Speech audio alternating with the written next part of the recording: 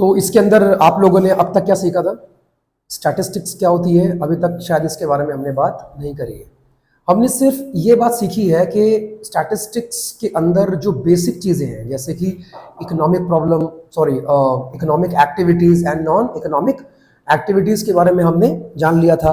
Economics के अंदर एक देश की पर्टिकुलर इकोनॉमी के अंदर कौन कौन से काम होते हैं उसके बारे में हमने सीख लिया था। क्या था बोलो?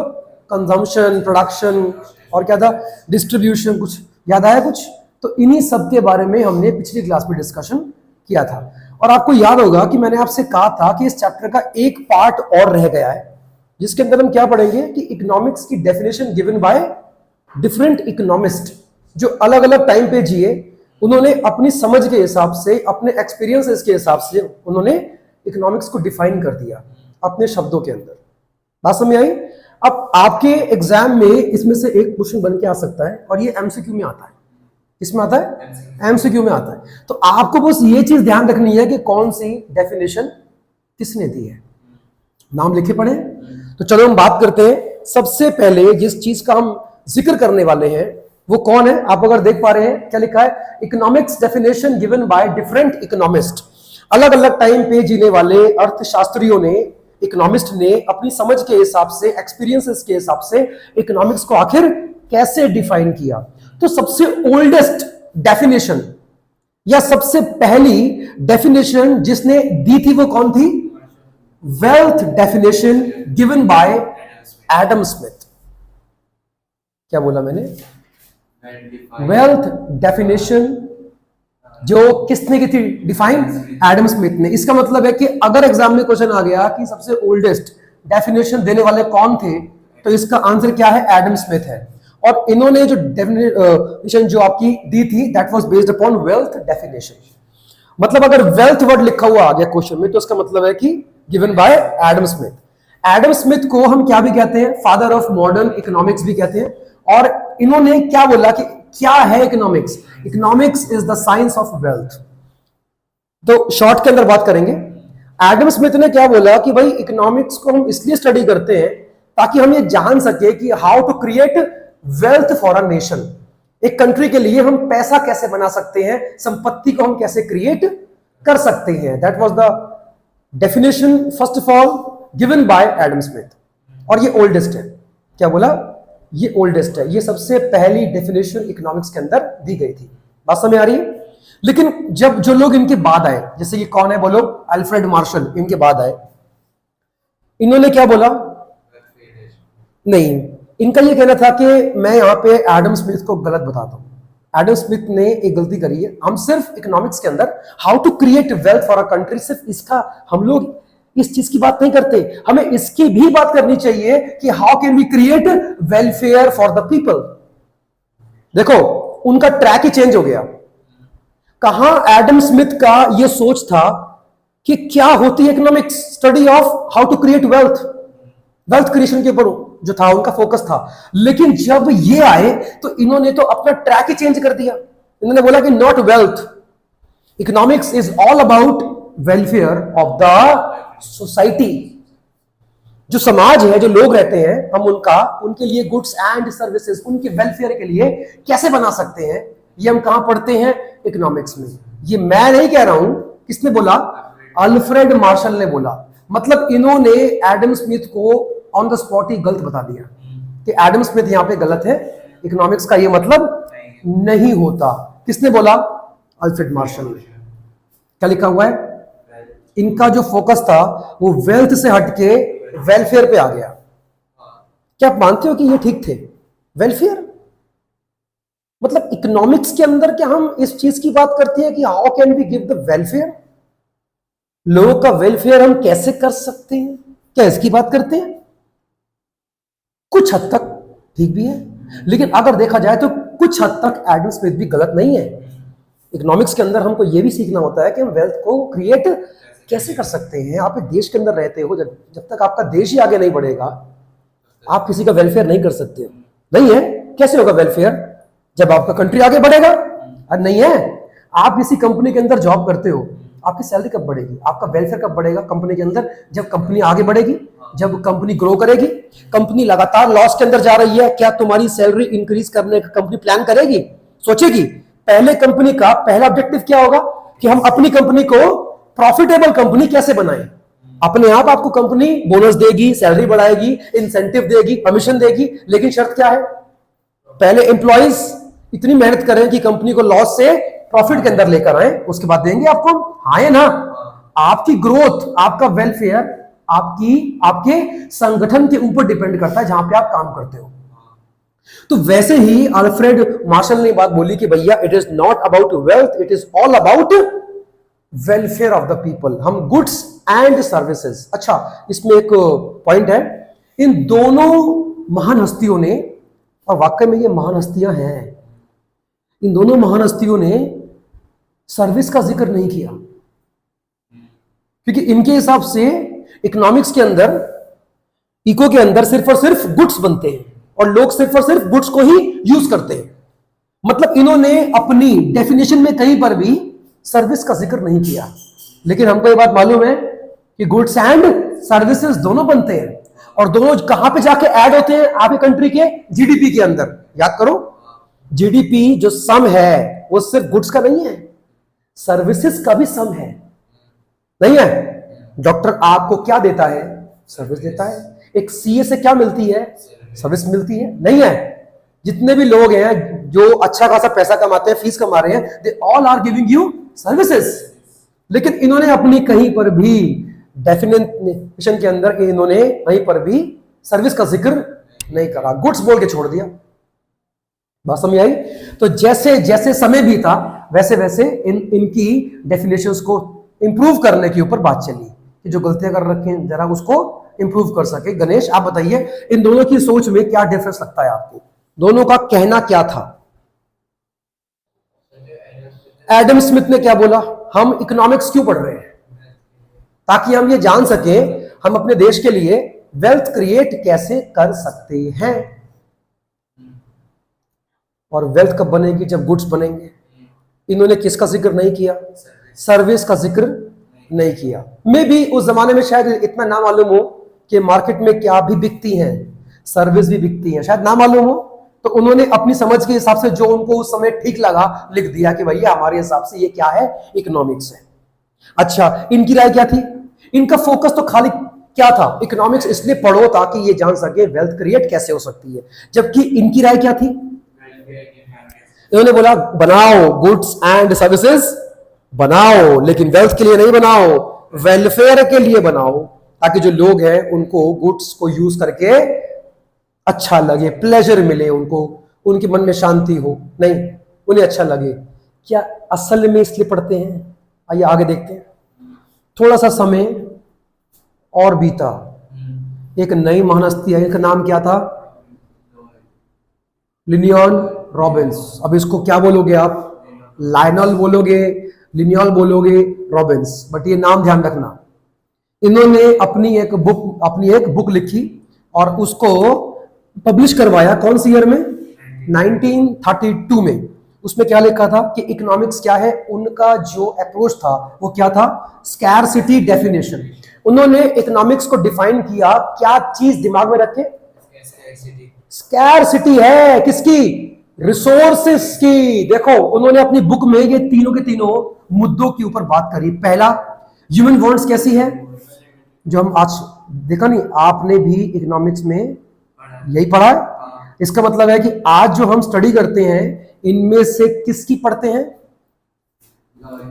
नहीं, सैमुअलसन की पढ़ते हैं। अभी आएंगे उसके ऊपर। अच्छा जी, रॉबिन्स ने क्या बोला? Resources are wants are unlimited, resources are scarce, और उन्हीं रिसोर्सेज के ऑल्टरनेटिव यूजेस भी है। एक यूज से ज्यादा जगह पे आप उनको यूज कर सकते हो। एक तो वैसी कमी है, ऊपर से उनके एक से ज्यादा क्या है? यूजेस है। तो आपको फिर चॉइस करनी पड़ती है कि हम अपने रिसोर्सेज का बेस्ट पॉसिबल यूज कैसे कर सकते हैं और कहां कर सकते हैं। बात समझ में आ रही है? तो इन्होंने स्कैरसिटी डेफिनेशन का इन्वेंशन, डिस्कवरी की थी। मतलब अगर आपके एग्जाम में आ गया कि scarcity definition of economics was given by dash, answer क्या होगा? लिनियन रॉबिन्स ने दी थी। बात समझ आ रही है? हाँ, तो इन्होंने इन्हीं मुद्दों के ऊपर बात करी कि भैया ऐसी ऐसी बात है, और इकोनॉमिक्स को स्टडी करने का मोटिव यही है कि हम अपने रिसोर्सेज का इस्तेमाल बेस्ट पॉसिबल यूज में कैसे ला सकते हैं, और ये काफी हद तक ठीक भी थी। जो आज हम इसको स्टडी करते हैं, पढ़ते हैं इसके बारे में, हाँ या ना? अच्छा, और इन्होंने एक बात क्या बोली, क्या लिखा है? इनका पॉइंट क्या था? इकोनॉमिक्स में सबसे बड़ी चीज क्या है? स्कैर्सिटी। किसकी? रिसोर्सेज की। और इसी वजह से हर तरह की प्रॉब्लम खड़ी होती है। मतलब इनके हिसाब से अगर चीजों की क्या नहीं होती तो हम इकोनॉमिक्स नहीं पढ़ते, इनका ये कहना था। क्या ठीक मानते हो? नहीं तो ठीक क्या है?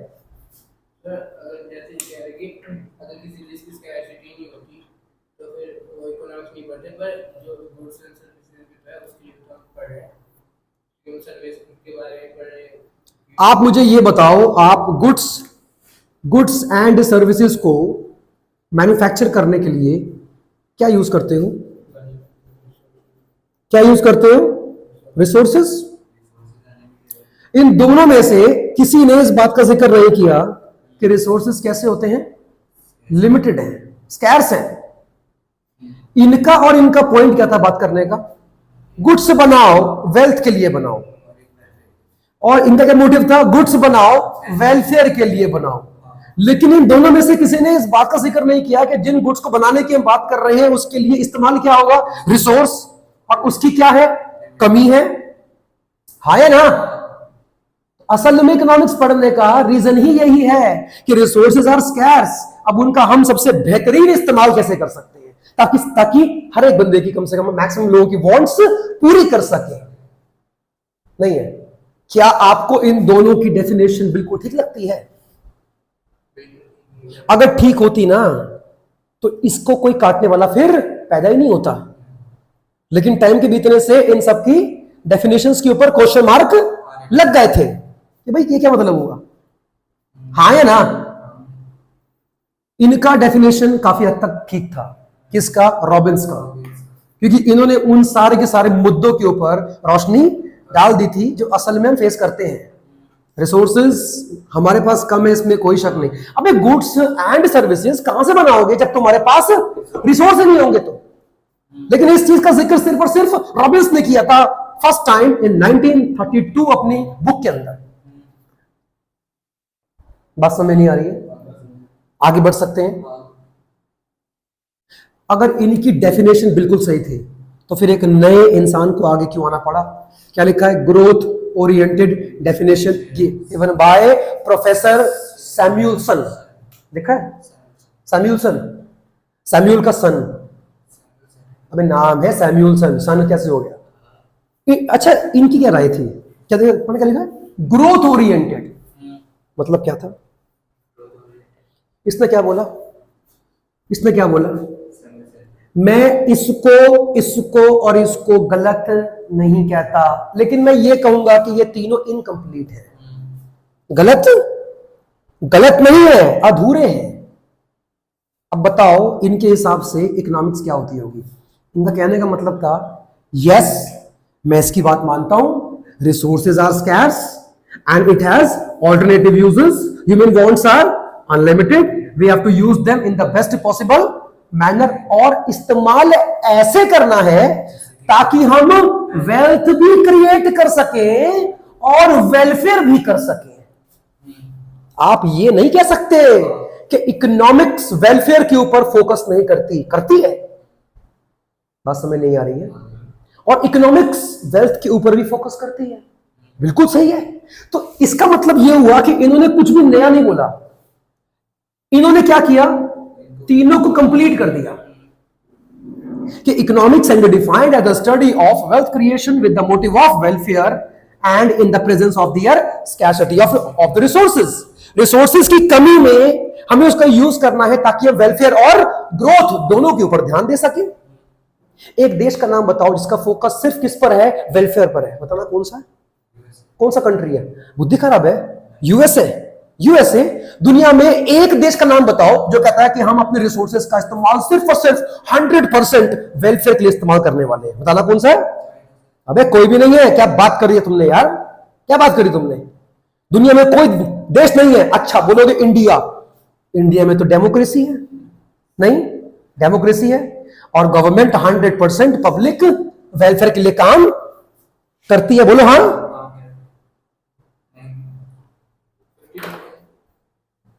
इंडियन गवर्नमेंट अपने रिसोर्सेज का इस्तेमाल 100% पब्लिक वेलफेयर के लिए काम यूज करती है। अरे बोलो भाई हाँ या ना, ना क्यों बोल रहे हो? अच्छा वेलफेयर की बात करते हो, इसका मतलब है कि गवर्नमेंट कभी भी कोई काम प्रॉफिट कमाने के लिए नहीं करती, ये तो बोल रहे हो? नहीं। क्या गवर्नमेंट के बैंक से लोन लोगे, इंटरेस्ट नहीं लेगी तुमसे, तो फिर क्या हुआ? ये देयर इज वेलफेयर। क्या गवर्नमेंट ने कमाई? अच्छा गवर्नमेंट की क्या अपनी खुद की कंपनी नहीं होती है? उससे गवर्नमेंट क्या कमाती है? प्रॉफिट कमाती है। तो तुमने बोल कैसे दिया ये? अरे भैया वो बात सही है, लेकिन क्या गवर्नमेंट प्रॉफिट नहीं कमाती उस चीज से? हमारे लिए यूज करती है, बात सही है। और गवर्नमेंट को ये बात मालूम है कि अगर हमने 100% रिसोर्सेज का इस्तेमाल सिर्फ और सिर्फ वेलफेयर के लिए लगा दिया तो हम ग्रोथ नहीं कर पाएंगे। गवर्नमेंट जो भी, मैं आपको दूंगा अभी आंसर, गणेश क्या कहा था आपने? वो प्रॉफिट भी तो हमारे लिए करती है इस्तेमाल डायरेक्टली, आया ना? उस प्रॉफिट का इस्तेमाल इकोनॉमी में गवर्नमेंट क्या बोलती है? री इन्वेस्ट करती है। क्या बोला? री इन्वेस्ट करती है। बात सही है आपकी, हमारे लिए ही करती है, री इन्वेस्ट करती है, उस पर और प्रॉफिट कमाती है और कमाती है। क्या आप जानते हो लाइफ इंश्योरेंस कॉर्पोरेशन का नाम सुना है? क्या होता है LIC? जीवन बीमा किसके अंडर आता है? Government of India. बोलो। उस पे जो प्रीमियम भरते हो उसके ऊपर तुमको क्या ब्याज मिलता है? हाँ मिलता है, हाँ मिलता है। गवर्नमेंट तुमको इसके ऊपर इंटरेस्ट कैसे दे रही है भाई? एक लाइफ इंश्योरेंस के प्रीमियम पे तुम्हें गवर्नमेंट इंटरेस्ट कहां से पे कर रही है? जवाब दे रहा है इसका, क्योंकि वो प्रीमियम का पैसा जो बहुत लोगों से आता है, गवर्नमेंट उस पैसे को उठा के स्टॉक मार्केट्स में लगाती है या किसी को उठा के लोन देती है। हाँ, वरना तुम्हें गवर्नमेंट उसके ऊपर इंटरेस्ट कहां से दे रही है? इसका मतलब कहीं ना कहीं तो वो पैसा इन्वेस्ट करती है, वहां से आता है, फिर तुम्हें इंटरेस्ट मिलता है। और कुछ इंटरेस्ट गवर्नमेंट भी अपने पास रखती है। पढ़ोगे 12th के अंदर, बस में आ गया। Growth and welfare both are important. आप किसी एक को साइड में रख नहीं सकते हो। अगर 100% वेलफेयर कर रहे हो तो ग्रोथ नहीं होगी आपकी, देश की ग्रोथ। और अगर 100% ग्रोथ कर रहे हो तो भैया किसी का वेलफेयर नहीं होगा। गरीब आदमी कहां जाएगा? हाँ या ना? तो क्या मानते हो सैमुअलसन का बात ठीक थी? उन्होंने क्या बोला? ग्रोथ ओरिएंटेड डेफिनेशन दी किसकी? इकोनॉमिक्स की, कि हमें अपने स्कैर्स रिसोर्सेज का इस्तेमाल इस वे में करना है ताकि हम ग्रोथ के साथ साथ वेलफेयर भी कर सके। नहीं है? हाँ, अगर इंडिया की गवर्नमेंट 100% वेलफेयर के लिए काम कर रही है तो बताओ यूके को जीडीपी के मामले में हमने पीछे छोड़ कैसे दिया? इंग्लैंड हमसे पीछे हो गया, जानते हो, इन टर्म्स ऑफ जीडीपी। कैसे हो गया? कैसे हो गया? Welfare, growth and resources are scarce, तो उसका हमें बेस्ट पॉसिबल यूज करना है। इसने सब कुछ जोड़ दिया। ये चार ही आपकी बुक में है, चार ही आएंगी। बस आपको ये ध्यान रखना है कीवर्ड्स कौन से हैं। अगर वेल्थ की बात कर रहा है तो वो एडम स्मिथ की है, अगर वो वेलफेयर की बात कर रहा है तो वो अल्फ्रेड मार्शल की है, अगर वो किसकी बात करेगा तो वो किस में आएगा? लिनियन रॉबिन्स की है। और अगर वो बात करेगा growth oriented, that is view of Samuelson. Samuelson याद रहेगा? भूल जाओगे? ओके सर, हाँ बोल रहे, हाँ हाँ भूल जाऊंगा। बहुत बढ़िया कर रहे हो। डाउट?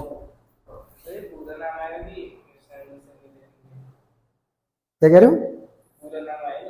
नाम क्या है इनका? Professor Anthony Samuelson. मेन क्या है? सैमुअलसन मेन है ना यार, खत्म है बात। नहीं पूरा लिख कर आऊंगा मैं तो, लिख के आ जाए पूरा। सैमुअलसन अगर आप में लिख के आया तो कोई टीचर उसे काट नहीं सकता, बिल्कुल सही होगा। एमसीक्यू में आते, लेकिन आते हैं। बात समझ में आ रही है? चलिए अभी बात करेंगे किसके बारे में, चैप्टर नंबर 2 पे आते हैं। जरा एक बार आ जाओ, ये घड़ी पीछे है, सर अब कर दूं, एक बार देख लो, कुछ पूछना तो पूछ लो। मिटा रहा हूं।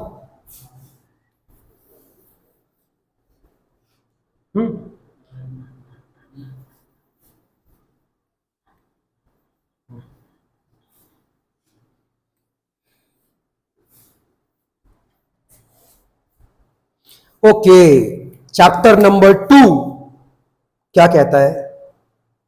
Meaning, scope and importance of statistics. क्या बोला? Meaning, scope and importance of. सबसे पहले मैं चाहूंगा कि आप ये सीखो स्टैटिस्टिक्स का क्या मोटिव, मीनिंग। मीनिंग क्या होता है? चलो आप बताओ, स्टैटिस्टिक्स का मतलब आपके हिसाब से क्या होता होगा? स्कूल में हुआ है? स्कूल में हुआ है? कुछ तो सीखा होगा? नहीं सर, हम तो वहां पर बुत बन के बैठते हैं, क्योंकि स्कूल जाने का मोटिव हमारा पढ़ने का नहीं होता है। अच्छा, गर्ल्स को भी ताक नहीं सकते क्योंकि उनका सेक्शन ही क्या है, अलग है, और इस बात का आपको बड़ा अफसोस होगा। I can understand your emotions. हाँ जी, बताओ क्या होती है स्टैटिस्टिक्स? देखो, स्टैटिस्टिक्स कैन बी डिफाइंड, क्या बोला? Can be defined as a systematic treatment, क्या बोला? Statistics can be defined as a systematic treatment of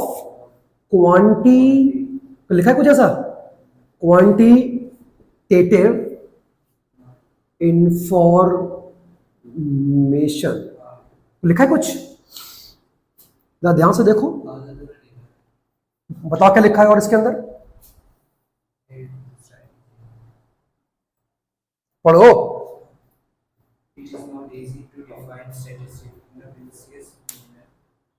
main यही है, मेन यही है।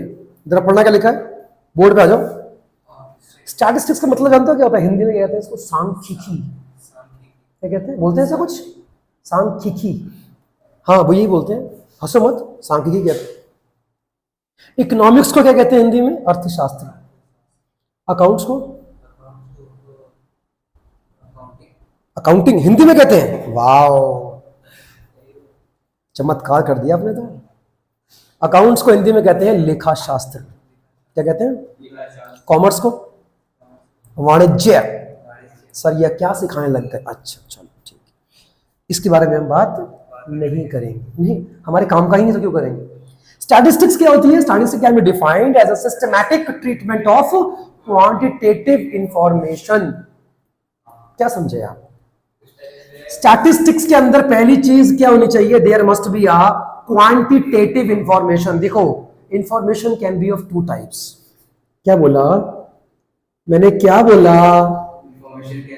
इंफॉर्मेशन 2 तरह की हो सकती है।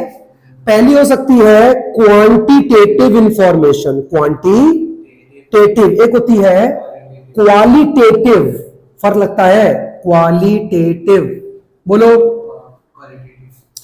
किसी भी इंफॉर्मेशन को अगर तुमने नंबर के टर्म्स में एक्सप्रेस कर दिया तो वो एक क्वांटिटेटिव इंफॉर्मेशन बन जाती है, नंबर्स में। अच्छा, इसमें क्या आता है? ऐसी चीज जो नंबर के टर्म्स में मेजर नहीं हो सकती है ना, जैसे कि लव। ये वर्ड सुन के अच्छा लगता है ना? चलो, हेट, ऑनेस्टी, एसेट्रा, इन सबको आप नंबर में एक्सप्रेस नहीं कर सकते, तो इसका नाम क्या हुआ? Qualitative information. और एक कौन सी होती है? स्टैटिस्टिक्स किसकी बात नहीं करती? मुन्ना, इसको भूल जाना। स्टैटिस्टिक्स बोलती है मैं इसकी बात नहीं करूंगी, क्योंकि हम इसको नंबर के टर्म्स में मेजर नहीं कर पा रहे हैं। बात समझ आ रही नहीं आ रही है? तो वही तो लिखा मैंने कि किसी भी क्वांटिटेटिव इंफॉर्मेशन को जब हम एक सिस्टमैटिक वे में ट्रीट करते हैं और उससे एक रिजल्ट को निकालते हैं। क्या बोला? मेरी लाइनों को रिपीट करो फिर से। स्टैटिस्टिक्स क्या होती है? If we deal with the quantitative information in a systematic manner to draw a reasonable result और कंक्लूजन, हम किसी रिजल्ट पर पहुंच सकें, स्टैटिस्टिक्स वो होती है। पहली चीज, इंफॉर्मेशन मस्ट बी क्वांटिटेटिव। अच्छा, ये वाली लव को क्या नंबर के टर्म्स में नाप सकते हो? लव कितना करते हो? 5, 10। क्या बात है, तुम जैसे लोग प्यार को पैसों में तोलते हो।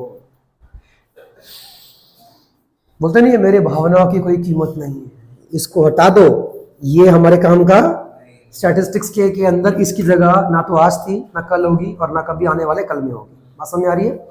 तो क्या बात करेंगे सिर्फ और सिर्फ, तो स्टैटिस्टिक्स के अंदर आपकी हर एक इंफॉर्मेशन नंबर के टर्म्स में मेजर होनी चाहिए, और फिर उसको हम एक सिस्टमैटिक मैनर में ट्रीट करेंगे इस तरह से ताकि हम उससे कोई कॉन्क्रीट रिजल्ट निकाल सके।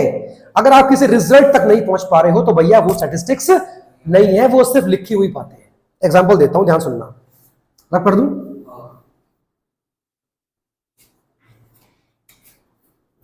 ध्यान से सुनना क्या लिखा है। स्टैटिस्टिक्स है, हाँ, क्योंकि नंबर की फॉर्म में देखो स्टैटिस्टिक्स है, ये स्टैटिस्टिक्स है ना 24, हाँ, क्योंकि नंबर की फॉर्म में है, और इससे हम कोई रिजल्ट भी निकाल सकते हैं। बताओ, इसको देख के रिजल्ट क्या निकाल सकते हैं? हाँ तो बोल दिया, बताओ, बस ये लिखा है, बस क्या है हम नहीं जानते, इसके आगे मतलब नंबर लिख के छोड़ दिया है, निकालो रिजल्ट निकालो। 24 क्या, 26 क्या, 24 क्या? अब भी पूछता हूं, ये स्टैटिस्टिक्स है?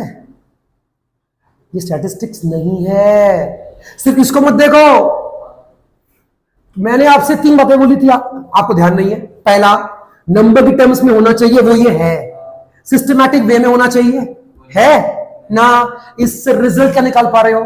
घंटा कुछ नहीं निकाल पा रहे हो, तो ये स्टैटिस्टिक्स नहीं है, ये सिर्फ क्वांटिटेटिव इंफॉर्मेशन है, बस बात खत्म हो गई। स्टैटिस्टिक्स। एक एग्जांपल और दे दूं, ध्यान से देखना। क्या बोला?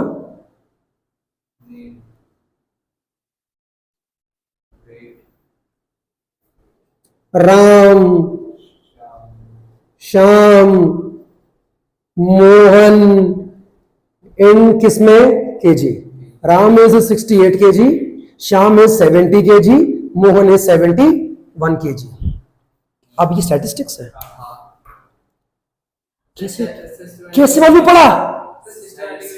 सर पहला न्यूमेरिकली एक्सप्रेस्ड है, ये पूरा हो रहा है। दूसरा सिस्टमैटिक वे के अंदर है। तीसरा रिजल्ट निकल सकता है किसका ज्यादा है, किसका, कौन ओवरवेट है, कौन अंडरवेट, और कौन फिट है। बात समझ नहीं आ रही है? तीनों काम ऊपर है। क्या इनको आपस में कंपेयर भी कर सकते हो? हाँ, यही सब तो क्या है, खूबियां है किसकी? स्टैटिस्टिक्स की। ये स्टैटिस्टिक्स है। अब इससे हम रिजल्ट निकाल सकते हैं, कंपेयर कर सकते हैं। डाउट? लिखो इसको।